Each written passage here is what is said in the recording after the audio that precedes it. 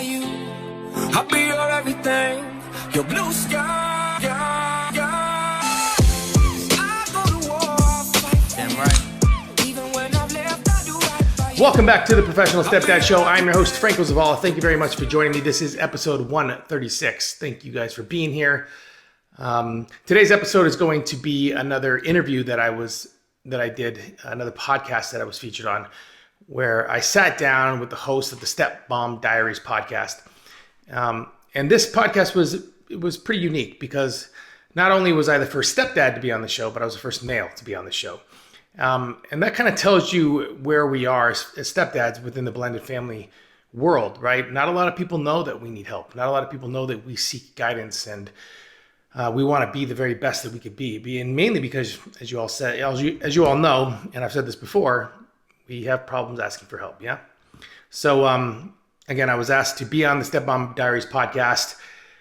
We recorded it, no video, just audio. So I went ahead and put a holding picture for anybody watching on YouTube. And then if you're listening on Spotify, iTunes, or SoundCloud, obviously it doesn't pertain to you. But I hope you enjoyed the episode. It was fun, about a little over 30-minute conversation. And again, I was just so grateful to just not only be a guest, but to be able to share my insight on what I think needs to be done in order for stepdads like myself to really thrive in a blended family world today. Enjoy, everyone. We're excited to have Franco Zavala here of the Professional Stepdad. Franco is an actor, host of the Professional Stepdad podcast and YouTube show, 60-second storyteller, and stepfather of 5 who loves sharing wisdom, insight, and anecdotes about fatherhood. Driven by his passion to affect real change, Franco is on a mission to challenge the current narrative around the meaning and purpose of being a stepdad in today's world. So, Franco, you are actually the first stepdad that I've had on the podcast, and I'm excited to have you here. Awesome. I'm excited to be here, and thank you very much for allowing me to spend some time with you today. Yeah, absolutely. And I have to say, I thought that, I had a lot on my plate with 4 stepkids, but being a stepdad to 5, I can only imagine. So let's start with that. Tell us your origin story. Give us your background. How did you and your wife meet? What's the story? Well, it's very much that Hollywood type scenario. And I joke, I am not joking when I say that. I have known my wife since I was 6. We lived 7 houses down from each other. Stop it. I love that. Yeah. And we went to middle school, grade school, high school together, part of a group of 7 of us. We're all best friends, and we all kind of did everything together. And then we all graduated from high school, and I went off and I joined the Army, and I was gone for right around 13 years. And in that time, my wife, Janaea, she met her husband, Chris. They had 5 amazing kids. And so I come back. I come back 13 years later after I leave the Army, and I make it back to Arizona. And I find out on Facebook that her husband had passed away from a heart attack. Very suddenly, in the middle of on a random Tuesday. And it was about my son. So he was 5 months old at the time when he passed away. Wow. So again, like I said, I'm one of her best friends. I've known her since we were knee high to a duck and we were tiny. And so I just went there and I was just there for her. And once I got out of the Army, I had time because I wanted to be an actor. So I was being paid to go to school from the GI Bill. And I just wanted to kind of get into the entertainment business. And so I told her that I could help in any way I could. I would just help her out with, so she could take care of her loose ends, right? She needed to take care of the funeral and the expenses and all that stuff. And I kind of never left, to be honest. Never left. Oh, that's so great. And how wonderful to have that shared background that, you can kind of find your way back to each other. It was very cool. I call it the re-meet. Yeah, exactly. I love that. Well, that's a whole different dynamic. I work with a lot of stepmoms and stepparents who deal with, high conflict exes and, all of this, custody between houses and all that stuff. But, when you partner up with someone who is a widow or a widower, that brings a whole different set of issues into the dynamic. And I know, I always tell people, I'm like, the ex is always there, whether they are living or deceased. The presence is always felt. But talk a little bit about that, the difference, because, you don't have to worry about their dad, being in Correct.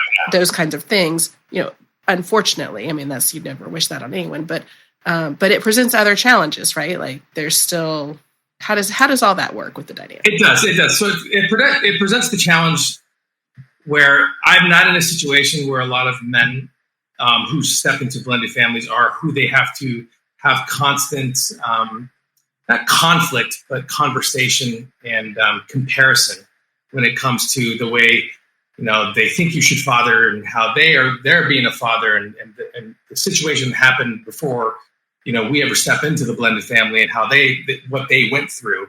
But in my specific scenario, having my wife being widowed, I didn't think that I was going to run into the bio-parent negativity situation, but I ended up running into the one thing that I call the similar thing that I call the them problem, which is, yes, I did not have the bio dad, but I had bio dad's mom, dad, sister's brother, my wife's mom, husband, family members, and friends. So instead of having the one bio parent kind of, undermining anything I may or may not do, and don't get me wrong, there are a lot of positive bio parents out there. I don't want to take away from them, but I was dealing with it. I was dealing with constant judgment, ridicule, and we don't understand why you're here kind of scenario. Yeah, who's this new guy? Yeah, from 15, 20 people all at once, from every angle. I was walking on, I don't even call it eggshells. I was walking on eggshells of eggshells. I mean, I couldn't maneuver without somebody giving me their insight, giving me their input, telling me what they thought. And mind you, they thought that I was replacing, dad who passed away. And right. That wasn't what I was trying to do.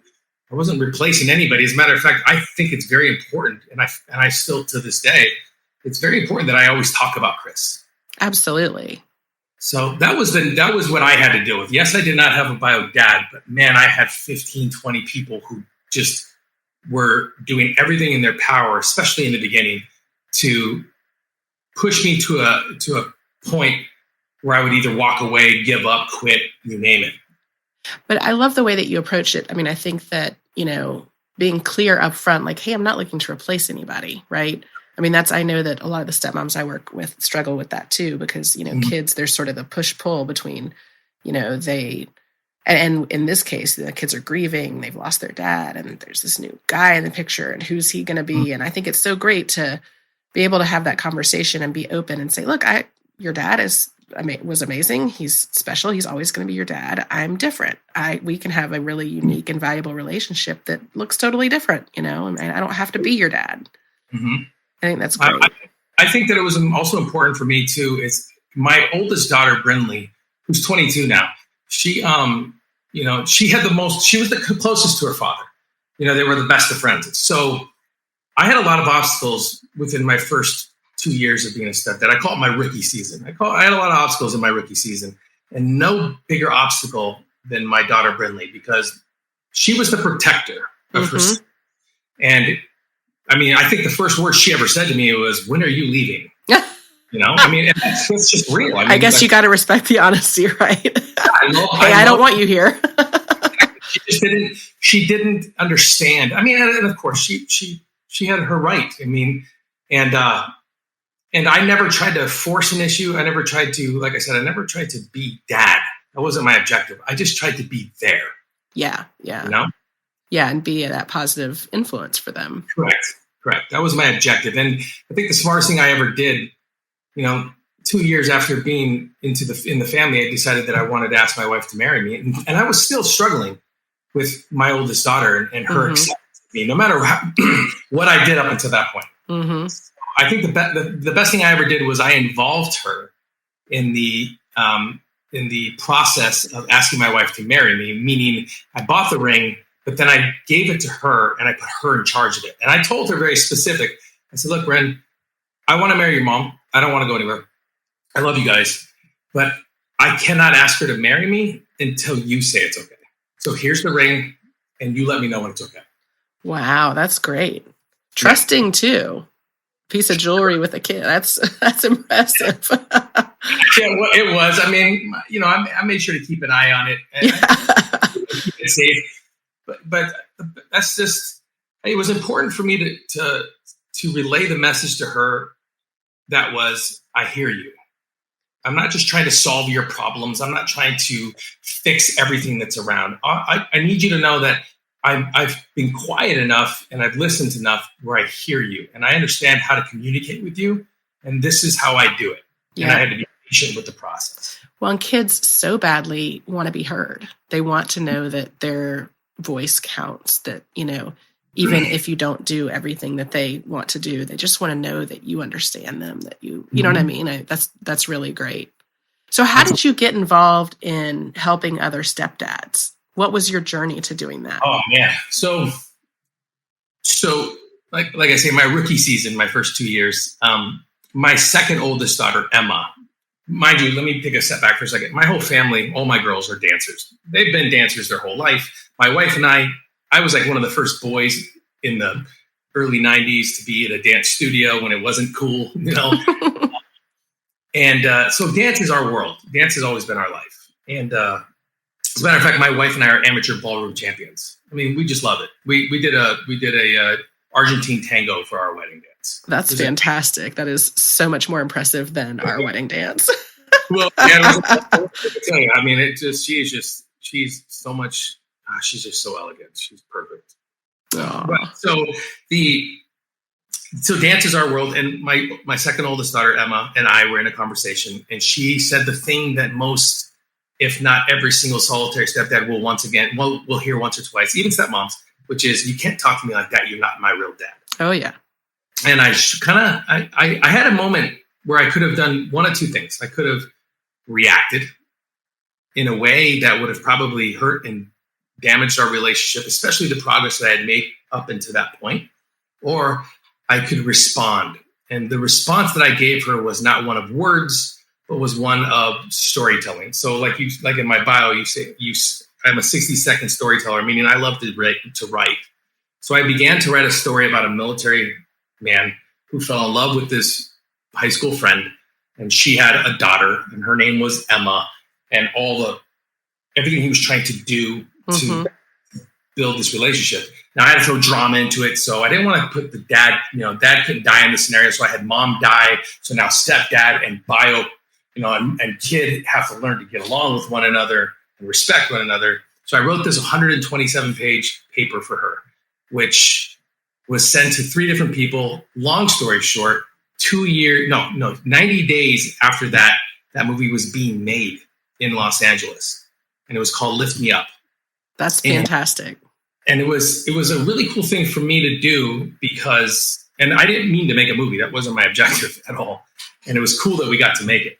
But what was easy for me to do is to tell this story from my kid's point of view and what we wanted to talk about and how we wanted to respond to one another in a way where she can look at it forever, right? She can now use it as her college. That's how she got into college. Tell me something unique about yourself. Mm-hmm. So that's really how, that whole scenario, started. I just started listening and I started understanding, everything I've learned up until this point, I think I can share with other men. I think that there are men out there that are seeking help and guidance. As a matter of fact, I owe it to myself to make sure that, my son might be a stepdad someday.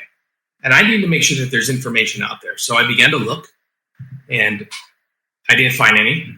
And mind you, I'm 10 years in now. I haven't spoken a word about being a stepdad, not one word about being a stepdad. Mm-hmm. And I looked and I looked and I looked and I couldn't find it. And what I did find was a lot of 5 steps to this and 6 pillars to that. I wanted somebody to tell me they knew what I was going through and then to give me a effing answer. I don't want to go through your 6-month program before I can get to I don't have time for that. I got to learn. So I just recorded my first episode once COVID hit, and away I went. That's fantastic. Yeah, I find that, we have the same thing with stepmoms, although I think there are now more resources out there for stepmoms than there were when I became a stepmom. But I do get asked quite often, hey, do you do anything for stepdads? And, I'm a step parent coach, But I really work more with stepmoms because that's my personal experience, right? Well, and there really are not a huge amount of resources out there for stepdads. So it's so great to have you out there talking about this because it is really important. I mean, there are 1,300 new step families forming every day. And, I think that what was the latest statistic that like 60% it was over 50% of all families will at some point have a step family member in them. Right. A blended family, a blended scenario. Correct. Yeah. So, I mean, this is, we're not a population that's getting smaller, right? For better or worse. Ever. But we are a population of misunderstood. We are a population of misunderstood individuals. And that is really the reason why I started the show. And I'm assuming the reason you started your show too, because there's a narrative that public TV, movies, there's a narrative that's painted about us, which is, where we have some sort of negative person. We're aggressive. We are alcoholics. From men's point of view. Mm-hmm. I mean, I don't know how many times I heard the conversation, which is, you got to remember, you have 4 girls. You got to make sure you're respectful. And in my head, I'm like, what do they think that I'm gonna do? Right? Like, how would I be otherwise? Yeah. How else would you want me to be? I mean, I know I have got 4 girls, and I'm going to be their protector. That's my objective. But I'm coming from what I like to call inherited ignorance.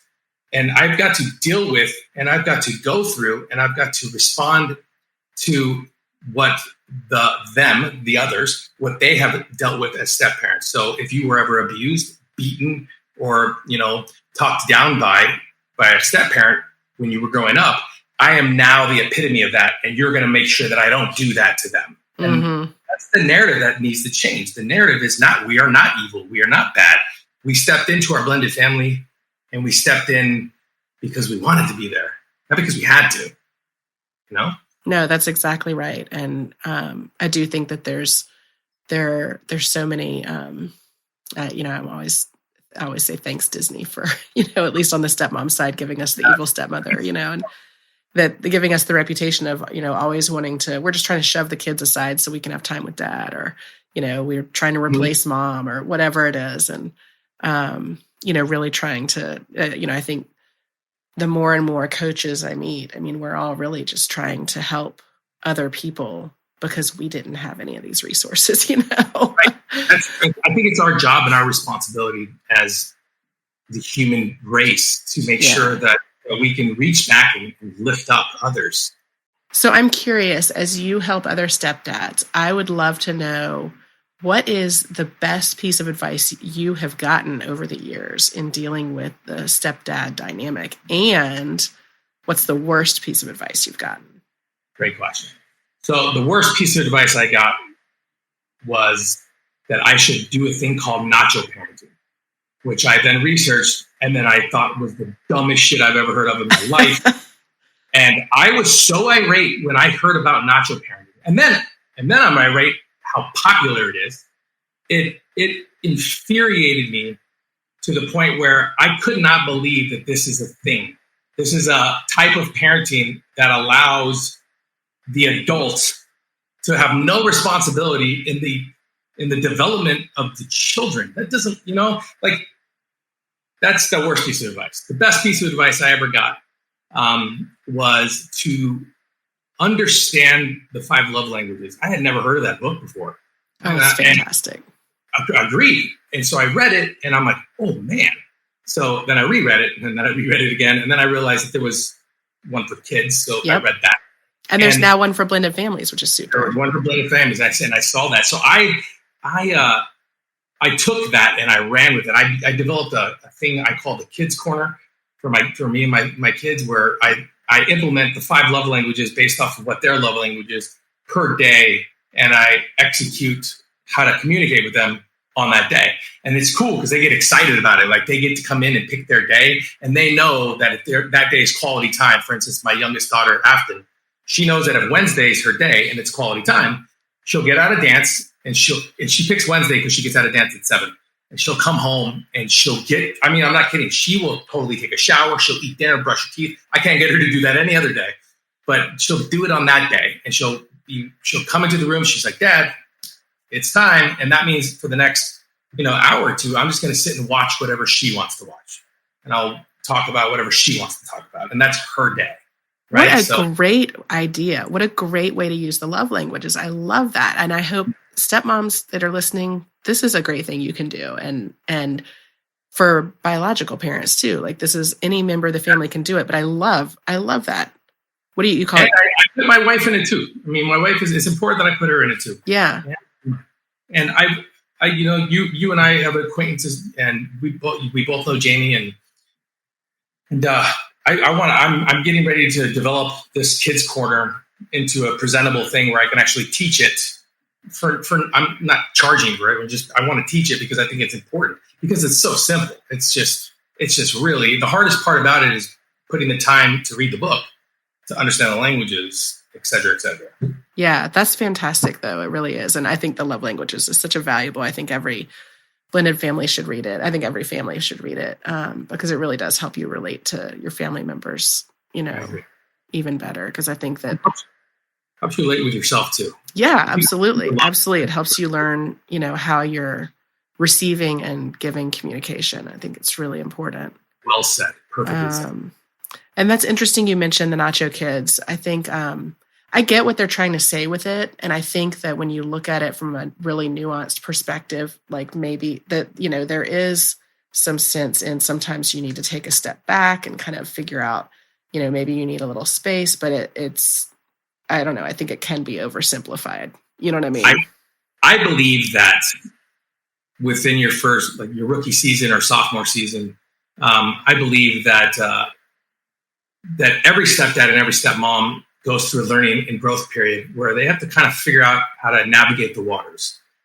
Figure out your role. Yeah, figure out your role. But at the end of the day, if we exclude punishing, because again, most of the ignorance around the nachoing and about like not your kid, not your problem comes from punishment. And they think that punishment is some sort of like indicator or end all be all to like what roles the parents have. I personally believe that when you can take the time and sit down with you and your partner, and you can not only develop your goals for each other and for your family, whether it's spiritual or on a monetary form, you just sit down for one day and you kind of map out what the next year is supposed to look like. I believe that it's important that the two adults in the house are in a 50-50 split. I believe that parenting is parenting. I believe that we're raising young adults. We're teaching them values, core good values. We're establishing like good habits with them and how to like properly prepare them for when they leave the house. Whether they go to their bio parents or not, or whether we're the bio parent and they're going to the step parent's house, it's important that you show and display a united front. Like I got her back, she's got my back. And this is not about punishment. This is about raising young adults. And that's why when I heard about nachoing, I'm like, nope, never going to do that. Ever. Yeah, it's interesting to talk about the discipline angle because you do have to be on the same page. I mean, and have a united front. You never want to be in a situation that, the primary parent is undercutting, something that you've done. But it's interesting. Research has shown that until your bond is really established with the stepchild, that the primary parent should be the primary disciplinarian, which I totally agree with. I agree. But I think step parents, I think this is where you're going with this. Step parents have such a valuable role in sort of supplementing that, where, you can come back after the parent has done the disciplining or enforced the consequences or whatever and say, Johnny, I know that must have been a really hard conversation you had with mom. Do you want to talk about it? Mm-hmm. Why mom did this, right? Like, this is what the rules were and, but, we can talk about it if you want. And then it's like a little bit of a softer touch, but you're still there as a parental. You're just in a different, different more role nuanced kind of way of doing it. Of course. I think I agree 100% with what you're saying. I believe that all step parents in the beginning, especially in the beginning, they have homework to do. Oh, so much. And the homework we do has to begin with ourselves first. We got to figure out We can't bring the old us into this new blended family. Not going to work. Never going to work. We can't react and respond and to certain things within our blended family that we would before we came in there. So we got to not only get to know who we are, but we got to identify our strengths. We got to identify our weaknesses. And then we have to really put in the time, energy, and effort to listen, to listen and to learn. Because once you listen and learn, then you can properly communicate. And once you can properly communicate, that's when the bonds come. And then once the bonds start to form and the communication is there, then trust comes into the page. And now when you can trust one another, it's not about disciplining, or it's not about like being, an aggressive parent or parental figure. Because the trust is there, it's more about a conversation about what's right, what's wrong, what you need to do, and what the consequences are. Yeah, absolutely. Absolutely. And it all takes time. And that's what, I think so many of us, and it sounds like you were very intentional getting into this, I think, because of the situation. You sort of had to be, because you had all of these external, voices and stuff like that. But I know so many other step parents who got into it, and including myself, and thought, gosh, this is going to be amazing. It's going to be an instant family. And, we're going to have, I know like my first holiday season, I had like monogram stockings ordered and like the monogrammed Easter baskets. And we're going to have these amazing holiday dinners. It's going to be great. And then they get devastated when it doesn't work out in this nice, neat little package, And it all takes time to do all of that work and research that you're talking about, Patience is the key. I think patience is the magic fairy dust that every step parent needs to have. It's patience. You can't force. You can't try to. You don't want to be like a yes dad or a Disneyland dad. You don't want to agree to everything because you think that that's how you're going to win them over. The patience that it takes to develop the relationships within your house has to come without expectation. It has to come without seeking approval or acceptance within the family. It has to come with like you're doing what you think is right. And then you're telling yourself, I'm going to be patient and it'll pay off one day. For instance, for me, with my oldest daughter, Brinley, like I said, she was my hardest to get through. And I did not get a thank you for everything that I had done up until that point, until my daughter graduated high school. Now, mind you, I came into her life when she was 9. And it took all the way till then until I got this letter. And guess what? It was perfect. It was perfect because I didn't expect it. And I wasn't anticipating it. And I didn't need the validation. But when I got it, it was a huge payoff. Yeah. And that's where patience comes from. And to be clear, thanking adults is not a strong suit of any child at that age, right? And you can be a regular parent. Come on, my parents. I don't remember the last time I thanked my mom or dad. I know, right?